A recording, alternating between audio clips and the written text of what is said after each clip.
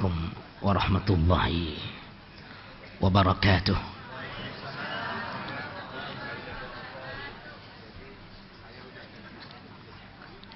Sebelumnya kita membaca surah Al-Fatihah. Semoga Allah memberikan pahala yang besar bagi para pengurus lama yang tadi secara tulus kita dengar sambutannya disampaikan oleh Bapak Haji Saiful Hamid, ketua pengurus kita yang penuh antusias mencurahkan perhatian terhadap tumbuh dan berkembangnya kiprah ibadah dakwah Islamiyah di Masjid Sunda Kelapa ini. Semoga Allah membukakan jalan yang lebih lapang bagi mereka yang telah sukses membimbing kita kepada kesuksesan selanjutnya. Begitupun Fatihah ini kita niatkan, semoga pengurus baru dan orang-orang yang ikhlas membantu mereka dimudahkan Allah dalam menyelesaikan program-program ibadah dan perjuangannya. Al-Fatihah. A'udzubillahi minasyaitonirrajim. Bismillahirrahmanirrahim. Alhamdulillahi rabbil alamin, arrahmanir rahim, maliki iyyaka na'budu wa iyyaka nasta'in, ihdinas siratal mustaqim, siratal ladzina an'amta 'alaihim ghairil maghdubi 'alaihim waladdallin. Amin. Bismillahirrahmanirrahim. Alhamdulillahi rabbil alamin, wa bihi nasta'inu ala umurid dunya waddin. Wassalatu wassalamu ala sayyidina Muhammadin asyrafil anbiya'i wal mursalin wa ala alihi wa sahbihi ajma'in, amma ba'd. Faqad qala Allah ta'ala fil Qur'anil Karim wa huwa asdaqul qailin, innal ladzina qalu rabbuna Allahu thumma istaqamu tatanazzalu alaihimul malaikatu alla takhafu wa la tahzanu wa abshiru bil jannati allati kuntum tu'adun. Sadaqallahul azim wa ballagha rasuluhun nabiyyul habibul karim wa nahnu ala dhalika minasy syahidina wasyakirin walhamdulillahi rabbil alamin. Bapak, Ibu, Saudara, terutama para masyaikh kita, para orang tua kita, yang mudah-mudahan rahmat Allah, ampunan dan keridhaannya tercurah kepada kita bersama-sama. Pagi ini saya kembali diundang dengan satu undangan yang terasa pada diri saya sebagai penghormatan kepada saya pada nomor perdana dari pengumuman pelantikan, ya, dan kata perpisahan yang kita dengar dari pengurus lama. Pada event ini saya mendapat keberkahan diberikan kesempatan untuk memberikan ceramah agama. Saya pilih judul Al-Istiqamah, tentang istiqamah. Yang sudah barang tentu orang-orang yang aktif hadir di majelis kajian kita ini pernah mendengar saya mengungkapkan masalah istiqamah ini. Kan lumayan lama juga saya hadir, ya, sebagai orang yang diberi kepercayaan untuk memberikan ceramah, apakah pada malam-malam Ramadan, apakah pada malam menyongsong datangnya Lailatul Qadar, Ibu, ya, ataupun kuliah duha seperti ini. Terutama Pak Zamriful sudah begitu akrab kepada saya sebelum beliau datang ke Sunda Kelapa. Beliau aktivis dakwah yang hebat di instansi tempat beliau bertugas di Pertamina Tongkang dulu. Saya sering diajak diperkenalkan dengan komunitasnya di sana. Ya. Saya ingin mengulang itu kembali untuk menyegarkan hati saya sendiri dan para jamaah, bahwa ada ungkapan yang sangat akrab di dunia orang-orang yang menjaga hati, di dunia orang yang menempatkan posisi ibadah mereka pada posisi keikhlasan yang paling tinggi. Pada masyarakat level kita, pada masyarakat awam, pada masyarakat yang bukan baru disentuh oleh sentuhan kajian-kajian keislaman, itu merata. Bila melihat orang saleh yang sudah diberi pertanda dengan kemakbulan doa-doanya, kita bisa menilai si fulan itu dekat dengan Allah. Maka parameter yang paling ditampilkan oleh masyarakat, mana pertanda kedekatan dia dengan Allah telah diterima. Kalau Nabi kan ada mukjizatnya. Begitu ya, Bu? Begitu ya, para jamaah? Nabi ada mukjizatnya. Kalau orang salihin yang dikenal dengan ucapan sebutan para wali, kalau dia wali dituntut mana karomahnya. Itu loh. Kalau dia tidak pada kualitas aulia, orang soleh saja, mana maunahnya. Sebab banyak orang-orang yang kita lihat biasa saja ibadahnya, ilmunya pun pas-pasan saja, tapi sering terjadi kemanjuran-kemanjuran itu muncul dari dia. Dalam istilah-istilah kita, itu disebut dia bukan punya karomah, tapi punya maunah. Bantuan yang datang dari Allah. Maunah, pertolongan. Tapi mengejutkan sekali. Di dunia orang-orang salihin seperti itu sendiri, mereka tidak mempertanyakan maunah, pertolongan yang suka datang tiba-tiba sebagai pertanda bahwa engkau bukan orang yang terusir dari hadapan Allah. Pada saat kau kesempitan seperti ini, karena ada takwamu, setinggi apapun kualitasnya, serendah apapun kualitasnya ketakwaan itu, tetapi ada takwa di hatimu. Wa may yattaqillaha yaj'al lahu makhraja wa yarzuqhu min haitsu la yahtasib. Siapa yang bertakwa kepada Allah, selalu saja Allah jadikan jalan keluar saat dihimpit oleh kesempitan. Siapa saja, asal punya takwa. Ya gitu.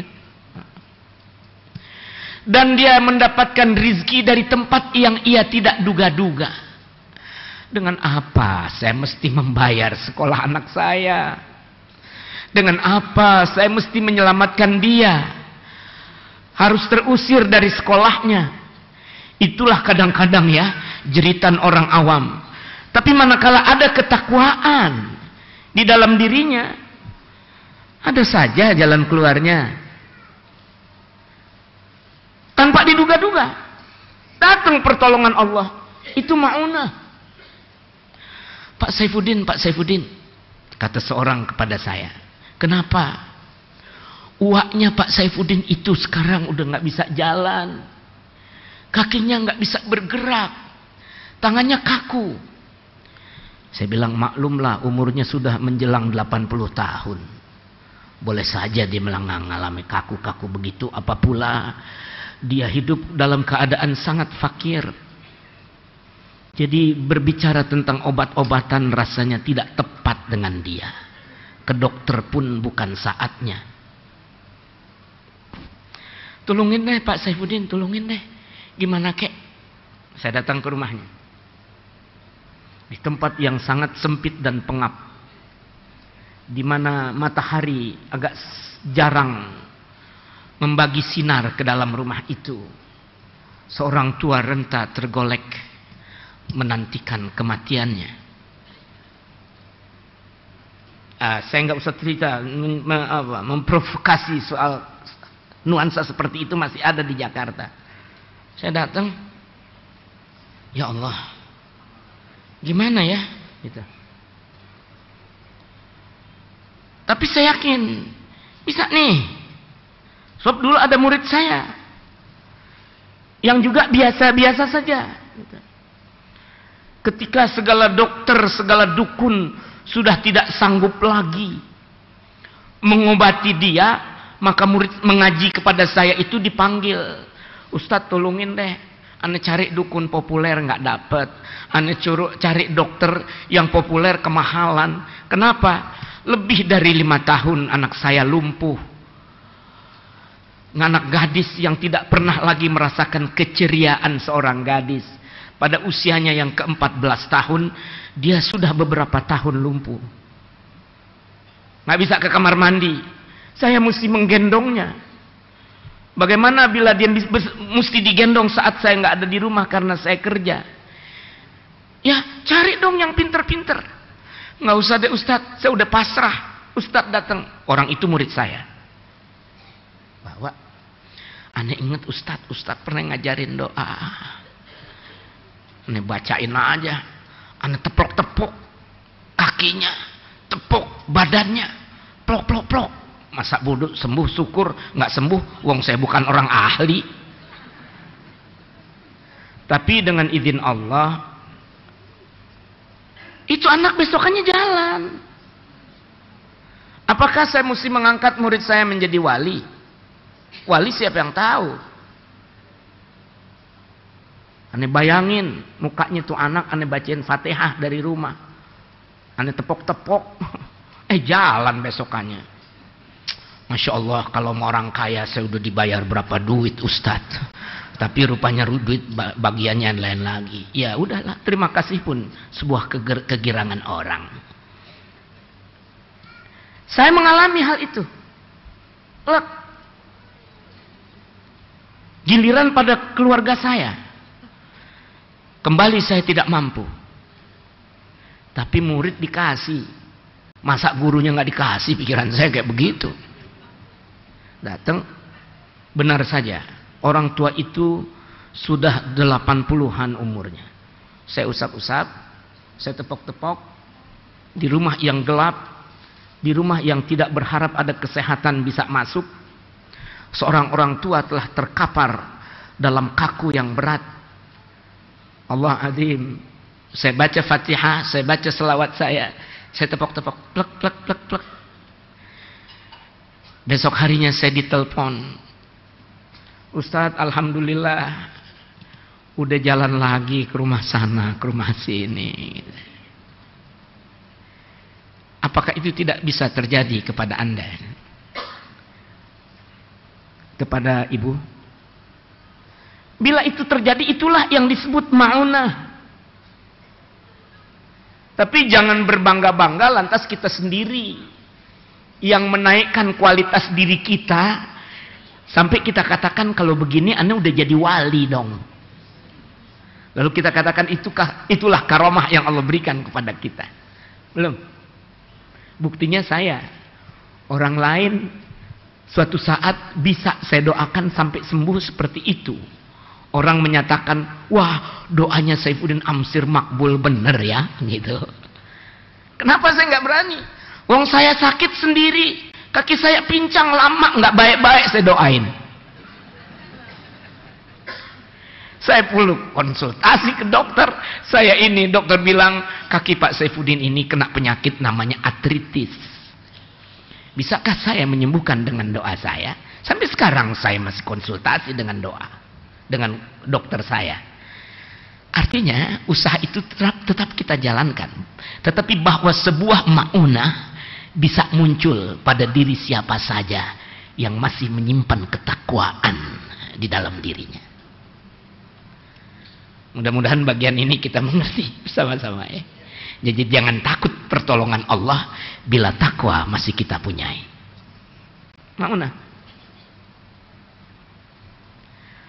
Dan bukan 1-2 kali peristiwa begitu terjadi pada banyak orang, termasuk pada saya misalnya ya.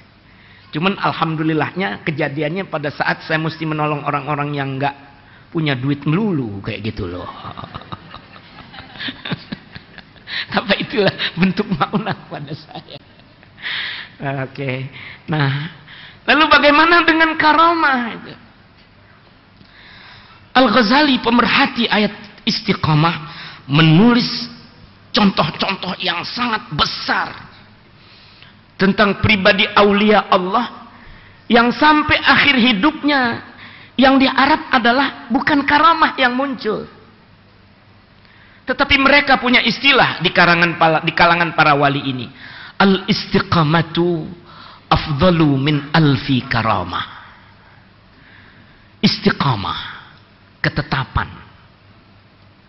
pada sebuah semangat untuk berada dalam posisi ibadah gitu ya, biar gerak-gerik kita, lenggang-lenggok kita berubah menjadi ibadah kayak gitu.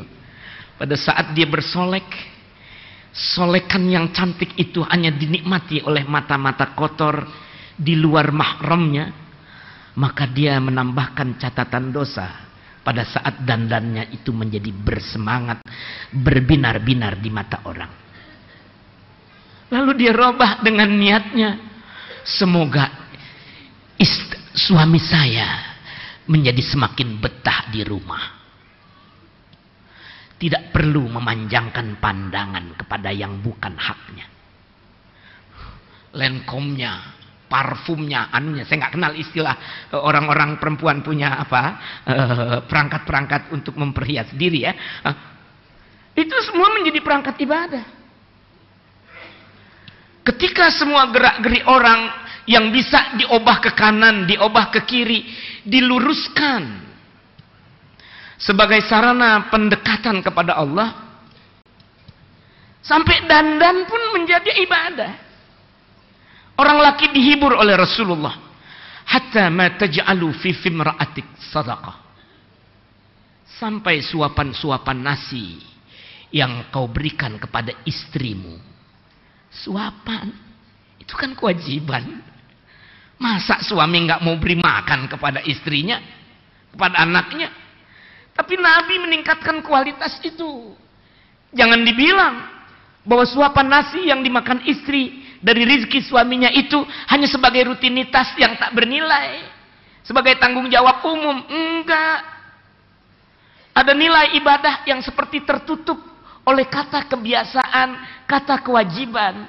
Dalam hadis itu disebut, hatta ma taj'alu fi fimra'atik, sampai suapan yang kau berikan kepada mulut istrimu itu pun bernilai sedekah. Dengan sebutan lain, Ibu, nafas-nafas yang keluar, yang masuk pada diri seseorang sangat berpeluang untuk dijadikan sarana menuju Allah Subhanahu wa ta'ala. Oleh sebab itu, kata orang-orang yang disebut para wali itu pun menjadi semakin bertambah ya. At-tariqu ilallah bi'adadi anfasil makhlukat. Jalan-jalan untuk menuju keridhaan Allah itu sebanyak tarikan nafas segala makhluk. Bukan orang saja. Nafasnya singa, nafasnya macan, nafasnya burung, nafasnya nyamuk digabung menjadi satu. Tapi jalan untuk mendekatkan diri kepada Allah lebih banyak dari itu. At-tariqu ilallah bi'adadi anfasil makhlukat. Jalan menuju Allah sebanyak nafas-nafas yang keluar dan masuk pada segala makhluk. Kalimat ini keluarnya dari mulut orang-orang yang dinyatakan punya karomah. Jadi tadi ada orang salih, Pak Saiful Hamid orang salih. Kita lihat perjuangannya. Pak Zamriful Dari dulu jalannya saya lihat di jalan seperti ini, orang saleh lah. Saya husnuzan, orang saleh lah beliau. Sekarang semakin lagi bertambah. Pak Aksa Mahmud pun masuk dalam lingkup ini, lingkup orang-orang saleh ini. Tapi orang yang disebut para wali mempunyai kalimat yang lebih dari itu. Mereka yang bilang al-karamatu afdalu min alfi karamah. Al-istiqamatu afdalu min alfi karamah. Istiqamah, konsistensi. Jangan goyang kanan, goyang kiri. Tetap aja niat ibadah itu dijalanin. Itu justru yang dirindukan oleh para wali gitu. Kapan sih saya dapat istiqamah? Rabi'ah al-Adawiyah, ibu pernah diajak ke Palestina oleh beliau. Sebelumnya tentu mampir dulu ke Yordan, saya kira begitu ya, jalurnya suka lewat Yordan, baru masuk Palestina, Yerusalem ya. Kan kita diajak dulu tuh ziarah oleh pemandu ya. Maka kita tiba pada kuburnya Rabi'ah al-Adawiyah. Saya kira disempatkan ke situ. Wallahu a'lam kalau tidak. Tapi Rabi'ah al-Adawiyah adalah ikon ketasawufan dari dunia wanita Islam.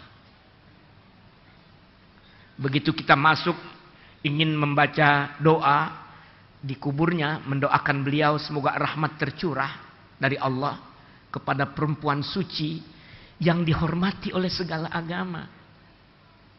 Rabi'ah al-Adawiyah. Kita lihat, maka di makam di pusaranya itu, di sebelah sana ornamen gereja, di sebelah sini ornamen kemasjidan yang muncul. Jadi syiarnya ada dua, syiar gereja dengan syiar masjid. Kenapa? Dia dihadiahkan tempat ibadah oleh pendeta. Ini gereja kami, buat tempat Anda sajalah. Berkhusyuk-khusyuk, beruzlah. Masih ada sampai sekarang. Bila Anda ingat dan diingatkan lagi, semakin jelas keterangan saya ini. Anda yang melihatnya, sebelah sana gereja, sebelah sini masjid, jadi satu. Karena dulunya gereja diberikan kepada Rabi'ah al-Adawiyah sebagai pengakuan orang-orang suci Kristiani yang menghargai kesucian perempuan di dunia Islam. Gerejanya dikasih. Oleh muslimin dibentuklah gereja itu, separuhnya menjadi masjid. Di tengah itulah ada pusaranya Rabi'ah al-Adawiyah. Gambaran ini ingin mengangkat kepada kita ya, bahwa dia diakui sebagai perempuan suci bukan hanya oleh muslimin saja, tetapi di dunia Nasrani pun ada pengakuan seperti itu.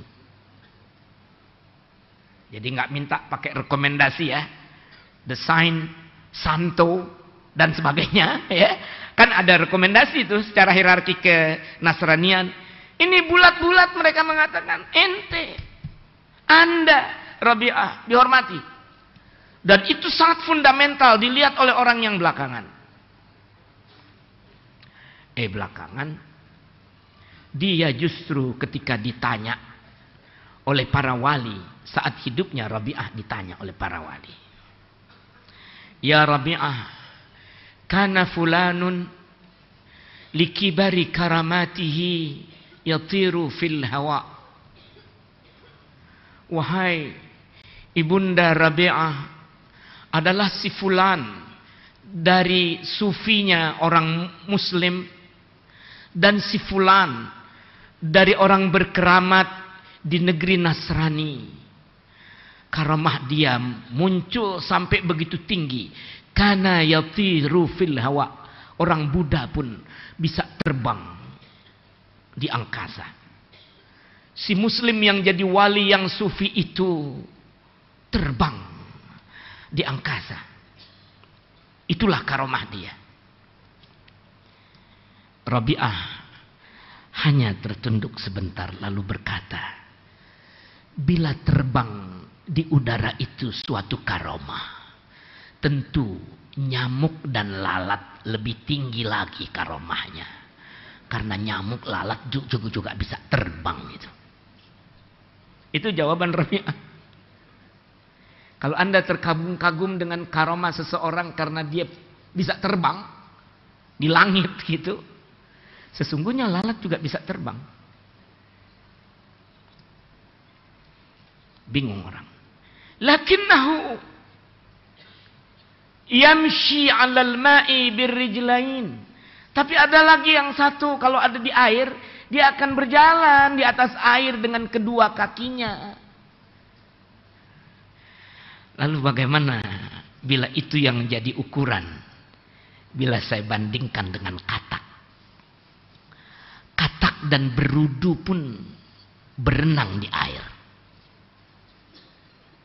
Kalau bahasa orang Jakarta, berudu itu kecebong. Ya, bahasa ibu-ibu berudulah ya. Kalau orang diukur ketinggiannya cuma dengan bisa jalan di atas air. Saya akan merendahkan orang mulia dengan kemampuan seekor katak yang berenang bebas di dalam air. Enggak lah. Bukan itu kemuliaan yang sebenarnya.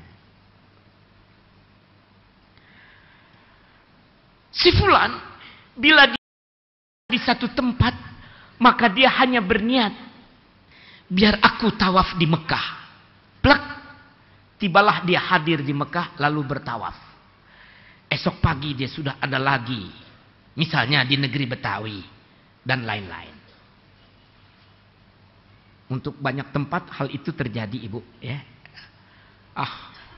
Kata Rabi'ah Al-Adawiyah,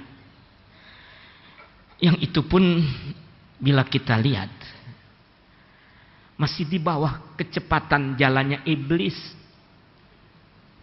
Iblis seketika bisa ada di mana-mana. Nggak pakai main jarak-jarakan. Saat ini dia menggoda lelaki perempuan yang hadir di Masjid Sunda Kelapa. Saat berikutnya dia sudah ada di Masjidil Haram menggoda orang-orang yang tengah tawaf. Cepat jalannya iblis. Lebih cepat dari si fulan yang katanya ada di negeri Anu, lalu pada saat Anu dia sudah ada di negeri yang lain lagi. Kau berkata karomah ada bisa terbang di udara. Kau berkata karomah itu berada pada saat orang bisa berjalan di atas air. Kau berkata manakala seorang telah bisa berjalan cepat, secepat kilat ke tempat lain. Maka saya berkata bukan itu yang karomah. Bila orang sudah mencapai istiqamah, maka itu lebih baik daripada 1000 karomah. Saya ingin kita meresapi kalimat ini. Jadi ibu yang suka misalnya kayak tadi ya bagi-bagi permen gitu loh. Kalau ikhlas, konsisten. Hujan, angin, miskin, kaya, punya duit, nggak punya duit. Tapi kemampuan untuk beribadah dengan cara ini tidak digoyahkan oleh kondisi-kondisi yang berbeda-beda. Itu istiqamah. Itulah yang dicari oleh para wali. Sebab orang mukmin pun pagi beriman, sore kufur, ada hadisnya. Sore beriman, pagi menjadi kufur, itu juga ada hadisnya. Para aulia pun bersujud kepada Allah, minta diamankan dari su'ul khatimah. Itu bacaan orang-orang di kampung-kampung dulu ya. Kalau ibu masih pernah ingat saat kita masih di rumah-rumah kita yang dulu-dulu. Nah, saya sih rumah saya ada di Jakarta ini juga. Tapi di Jakarta pun populer itu. Mereka kalau mau sholat subuh berzikir itu. Ya Hayyu Ya Qayyum La ilaha illa anta Ya Hayyu Ya Qayyum La ilaha illa anta Ya Hayyu Ya Qayyum. Ya, itu banyak deh pokoknya di kampung ada yang baca. Itu kalau orang tanya, mana hadisnya? Mana ininya? Mana itunya? Kalau hadis yang menyatakan bacalah begini, itu memang nggak ada hadis. Tetapi saya katakan, orang masih terpengaruh dengan bacaan itu karena itu lahir dari buah sujudnya seorang wali min auliyaillah, Abil Hasan Ali Asyadzili, yang mengembangkan tariqah Syadziliyah Sekarang pengantin banyak benar di dunia. Ya, pergi ke sana, pergi ke sini. Oh, banyak betul. Dia itu pernah khusyuk ke depan Allah Subhanahu wa taala bersujud, ya Allah, berikan aku satu doa yang dengan doa itu aku mendapatkan husnul khatimah. Saya tidak merayu ibu dan bapak untuk membaca doa ini karena tujuannya bukan begitu. Saya hanya ingin mengatakan yang udah disebut wali pun masih ketakutan dengan su'ul khatimah. Bila ujungnya bagus, belakangannya jadi jelek, mereka masih takut. Sampai perlu sujud. Berkhusyuk. Meminta, ya Allah, doa apa yang mesti aku baca sehingga aku terhindar dari su'ul khatimah. Saking perlunya istiqamah. Dalam impiannya dia mendapatkan doa ini. Sebelum kau lakukan salat fardu subuhmu, sesudah salat fajarmu, kau baca ini 40 kali. Ya Hayyu ya Qayyum, la ilaha illa anta. Berhubung yang mengumumkan itu adalah Asy-Syadzili, seorang mursyid yang besar. Di dunia Islam ini ada nama-nama besar dalam urusan spiritual kayak begini ibu ya. Abdul Qadir Al-Jilani, Bahauddin An-Naqsyabandi, terus aja. Salah satunya Asy-Syadzili. Dia yang bilang, saya dapatnya ini. Orang serta-merta mengamalkannya. Saya bukan dalam konteks, makanya ibu-ibu, makanya bapak-bapak, baca ini aja, jangan baca yang lain. Oh, enggak begitu. Doa Rasulullah tentang baca doa sebelum subuh banyaknya bukan main. Yang dari hadis banyaknya bukan main. Tetapi saya ingin mengatakan, itu dia. Wali aja takut. Bila suatu saat istiqomahnya goyang. Karena ternyata itu yang dicari. Dan itu lebih afdal. Lebih mulia daripada 1000 karamah. Jadi sekali lagi, ceramah ini akan sampai pada jam 9 paling lama. Nggak boleh lama-lama. Ya. Saya akan menutup pada jam 9. Kurang-kurang dikit maafkan saya. Ya. Anggap cari sendalnya. Nanti menggenapkan ya. Untuk sampai pada jam 9. Jadi ketika orang menafsirkan ayat tentang istiqamah. Innal ladzina qalu rabbunallah. Sesungguhnya orang yang berkata, Tuhan kami adalah Allah. Tsumastaqamu. Kemudian mereka istiqamah. Kalau udah Allah nggak ada pilihan lain. Kalau sudah Allah tidak ada niatan lain yang ditujukan kecuali karena Dia. Tangan ini menyentuh, tangan ini menggapai, tangan ini menyuap, tangan ini memberi, itu semua ada Allah di belakangnya. Buat apa? Karena Allah. Itu istiqomah, kayak gitu, ya. Sampai Sayyidina Umar radhiyallahu an pada saat ingin menebas kepala orang pun menebasnya dilandasi oleh Allah. Abdullah bin Ubay bin Salul berkata pada saat ia ingin mati, pada saat menjelang ajal. Ingin bukan dalam arti berkeinginan, ya. Hampir mati. Dulu penggoda besar, penghambat besar kepada setiap langkah dan perjuangan Islam. Rasulullah mau begini, maka dia buat rencana memotong itu. Potong, potong, potong. Tukang gunting dalam lipatan. Itulah Abdullah bin Ubay bin Salul. Yang ayat tentang dia itu banyaknya lebih banyak daripada ayat tentang orang kafir dan musyrik. Namanya Raisul Munafikin. Rajanya orang munafik. Nabi ingin mengundang orang, ayo sholat di masjid ini. Maka Abdullah bin Ubay bin Salul berbisik-bisik. Karena sorbannya juga dia tebal. Gamisnya juga bagus. Dia tampil memukau. Jauh-jauh kok sembayang di sana, tempatnya sederhana. Bikin aja di sebelah sini. Dibikin tuh masjid.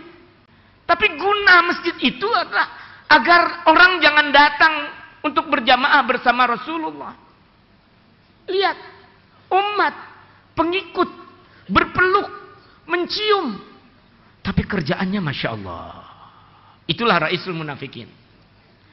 Datang ayat Quran, bakar tuh masjid. La masjidun ussisa 'ala taqwa ahaqqu an taquma fihi.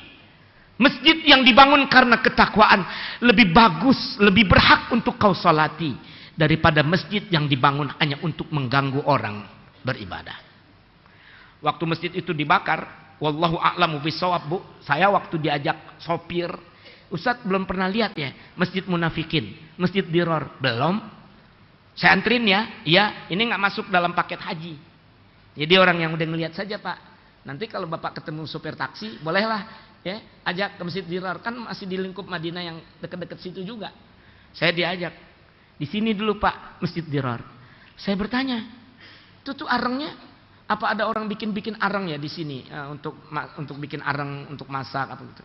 Enggak Pak, dari dulu begitu, dari zaman Nabi.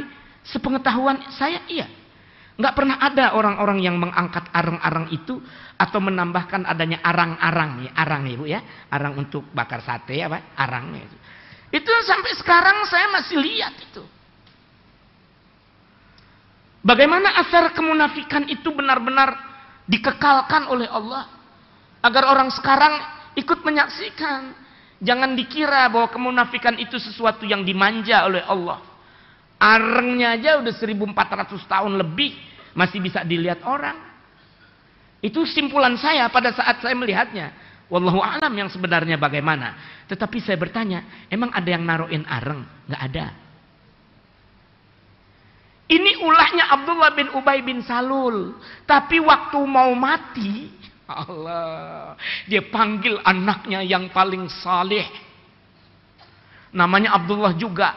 Abdullah bin Ubay bin Salul. Ta'al ya waladi, kesini dong Ananda. Ngapain ayah? Tolong bilangin Rasulullah, bila saya mati nanti, saya ingin dikafani dengan jubah Rasulullah yang di sebelah dalam. Konyol nggak tuh? Hidup nyusahin, matinya kolokan. Hidupnya nyusahin abis-abisan, ini ganggu, itu ganggu.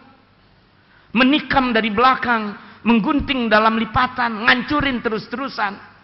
Tiba-tiba matinya berubah menjadi bayi yang sangat manja. Bila aku mati, aku ingin dikafani dengan jubah Rasulullah yang di sebelah dalam. Sahabat gundah, separuh marah.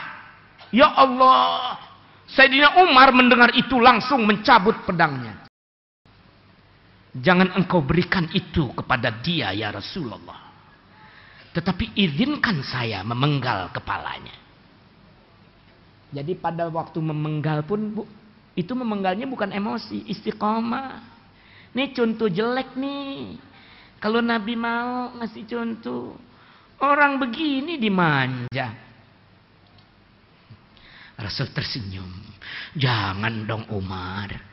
Masa tibang jubah sebelah dalam aja, pakai dipisahin kepalanya. Berapa sih harganya jubah? Berikan wahai sahabat, berikan. Kasih.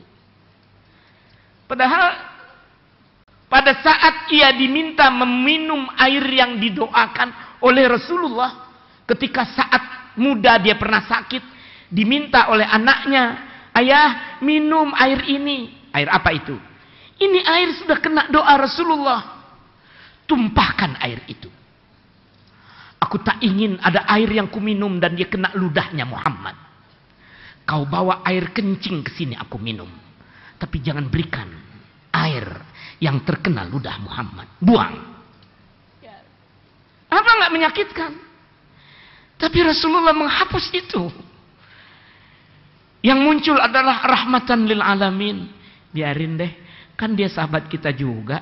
Dia nggak pernah mengaku jadi orang kafir kok. Nih kasih jubahnya. Umar gregetan. Ini bukan tangan panasan nih, ini tangan lillahi ta'ala. Masa munafik dipanjangin sih? Tapi rupanya memang bukan munafik yang panjang. Sejak Rasulullah memberikan baju jubahnya jadi kain kafan, orang paling munafik disebut raisul munafiqin. Pemimpinnya orang munafik Usai dia dikafani, Rasulullah pun ikut menyolatkan dia, turunkan ayat. Jangan lagi engkau berdiri di atas kuburannya. Wala tusalli ala ahadim minhum mata abada. Wala taqum ala qabrih. Hai Muhammad, jangan sekali-kali engkau menyolati orang seperti dia selama-lamanya. Dan kau jangan berdiri berdoa di atas kuburannya. Sampai ada teguran langsung. Nabi dilarang. Jangan. Tapi udah berlalu kan. Dan faidahnya 1000 lebih munafik-munafik di bawah pimpinan Abdullah bin Ubay bin Salul. Komunitas munafik, Islamnya jadi benar semuanya. Gara-gara jubah selembar. Bagaimana mengobati kemunafikan dengan rupiah, dengan dolar? Nggak bisa, Bu. Tapi bagaimana dengan perilaku Rasulullah melakukan itu? Jamaah, saya mengambil bahwa pada tingkat kasar sekalipun tangan itu bila landasannya adalah Allah tidak mengganggu istiqamah. Sayyidina Umar sangat istiqamah pada waktu itu. Tetapi Rasulullah yang mendapat wahyu ada siasat yang berbeda dengan istiqamahnya Sayyidina Umar. Kepentingan lain, menginsafkan orang-orang yang tidak insaf, yaitu 1000 munafik masuk Islam secara benar. Ingin saya katakan, ternyata apa yang ditafsirkan oleh para ulama sebagai berkata nanti di hari kiamat orang-orang istiqomah itu langsung disongsong oleh para malaikat. Malaikat yang berkata, wa abshiru bil jannati allati kuntum tu'adun. Bergirang hatilah kamu dengan surga yang dijanjikan untukmu. Nanti jadi orang ditimbang, orang dihisab, orang di ini, orang di itu, orang istiqomah, ayo masuk surga saja. Nggak pakai ditimbang-timbang, nggak pakai dikasih mizan, dikasih kitab, langsung saja. Kata ulama, ayat itu konteksnya konteks kiamat. Bahwa orang istiqamah, tatanazzalu alaihimul malaikatu alla takhafu wa la tahzanu. Maka malaikat pun berbondong-bondong turun kepada mereka mengucapkan, kamu jangan takut, kamu jangan sedih. Wa abshiru bil jannati allati kuntum tu'adun. Dan bergembiralah hatilah kamu dengan surga yang dijanjikan untukmu. Jadi tafsirnya nih oleh ulama nanti hari kiamat. Tapi realitasnya enggak selamanya di hari kiamat. Banyak sahabat Nabi dikunjungin malaikat pada saat hidup. Banyak sahabat Nabi yang lagi baca Quran sampai malaikat dari arasy turun untuk ikut mendengarkan. Usaid bin Nudair namanya. Nabi yang bilang, itu yang kayak bintang turun itu berdua-duaan sampai kudamu meringkik terus-terusan, ya. Dia malaikat yang tertarik dengan bacaan Quranmu. Itu Nabi itu yang ngomong. Al-Ghazali yang istiqamah. Waktu meninggal, dia ambil apanya, kain kafannya dari dalam lemarinya karena dia udah simpan terlalu lama. Dia sujud, dia ruku, sholat dia 2 rakaat. Lalu dia telentang, dia berzikir dan diletakkan kain kafan itu di dadanya. Anak istri menyaksikan. Apa ulah ayah yang tengah sakit itu. Dia sholat 2 rakaat. Dia letakkan kain kafan simpanannya di atas dada. Zikir Allah, Allah, Allah. Nggak lama anak istrinya mendengar. Sebab Imam Ghazali nggak punya anak lelaki. Anaknya cuma perempuan saja. 4 orang. Makanya kunyah Abi Hamid itu cuma kunyah saja sebutan. Dia nggak punya anak lelaki. Ya. Taruh di sini. Berzikir lalu terdengar Al-Ghazali berkata, sam'an wa ta'atan. Baiklah, saya terima. Ulama mengatakan itulah dialognya Al-Ghazali kepada para malaikat. Seakan malaikat pencabut nyawa Israel dengan pasukannya yang datang itu bertegur sapa dengan Al-Ghazali dengan teguran yang lembut. Imam, sudah waktunya sekarang. Imam Ghazali bilang, baik, saya terima. Sam'an wa ta'atan. Zikir, meninggal Al-Ghazali. Jadi benar kata ulama, kata aulia, al-istiqamah afdalu min alfi karamah. Konsistensi lebih mulia dari 1000 macam karamah. Saya melihat jamaah yang udah istiqomah di sini. Saya datang banyaknya segini. Nengok ke kanan ibu-ibu sekian. Nengok ke kiri bapak-bapak sekian. Belum lagi yang di luar-luar. Belum lagi yang istiqomah. Merindukan ketoprak dan laksanya di sana. Tapi itu juga nanti lama-lama menjadi istiqomah datang ke sini. Mudah-mudahan Allah menentukan kita sebagai orang-orang yang istiqomah ya. Saya juga dimudahkan Allah untuk istiqomah bersama Pak Aksa Mahmud. Dan terima kasih sekali lagi Pak Saiful Hamid, Pak Zamriful. Maafkan saya bila terdapat sesuatu yang silaf. Ditutup dengan doa barangkali ya. Allahumma salli wa sallim ala sayyidina Muhammadin fil awwalin wal akhirin. Wassallim radhiyallahu tabaraka wa ta'ala an sadatina ashabi Rasulillahi ajma'in.